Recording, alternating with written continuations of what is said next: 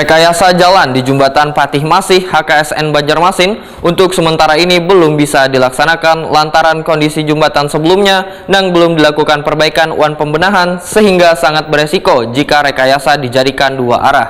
Selain itu, kondisi jembatan penghubung Banjarmasin Barat wan Banjarmasin Utara ini sebelumnya dianggap kada layak dilalui oleh armada dengan muatan berat.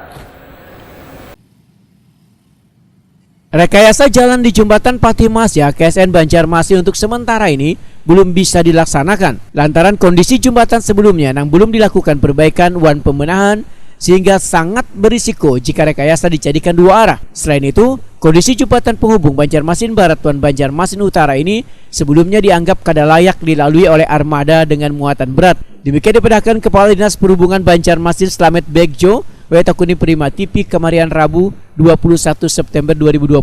Menurut Slamet Begjo, selawas ini armada truk bermuatan berat yang akan melintasi kawasan Queen Selatan dari Jalan Pertamina Belitung Darat melewati Jembatan Patih Masih, begitu pula pengendara roda 2 sehingga berisiko lantaran bisa menyebabkan tabrakan. Maka harus dipastikan bahwa rekayasa dua arah di Jembatan Patih Masih ini berjalan lancar sehingga kedepannya kada lagi menimbulkan keluhan dari pengendara yang melintas bila rekayasa dua arah nantinya diberlakukan.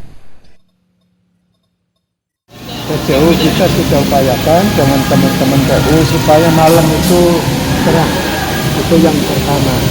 Setelah terang baru nanti ke pengaturannya, karena infrastruktur yang kita kembangkan saya kira belum siap betul. Kalau sudah siap betul nanti bisa kita atur kemudian sama teman-teman. Sudah siap betul. Jadi akses yang dari Pertamina ya, Pertamina itu Alat bawah jembatan. bawah itu yang menurut saya perlu dibenahi dulu, baru nanti mengatur atau mengarahkan. Kalau belum kan dipaksakan mengeluh juga. Orang pasti pilih yang mulus lah, naik ke atas walaupun mau turun ada sedikit trouble ya.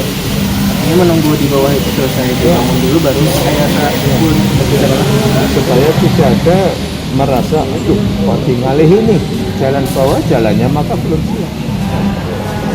Sementara masih ada. Slamet Begjo menambahkan, Dinas Perhubungan Banjarmasin melakukan koordinasi dengan bidang PGU di Dinas PUPR Banjarmasin untuk meminta pemasangan lampu penerangan di kawasan jembatan lantaran selawas ini cukup rawan dilalui pengendara wayah malam hari.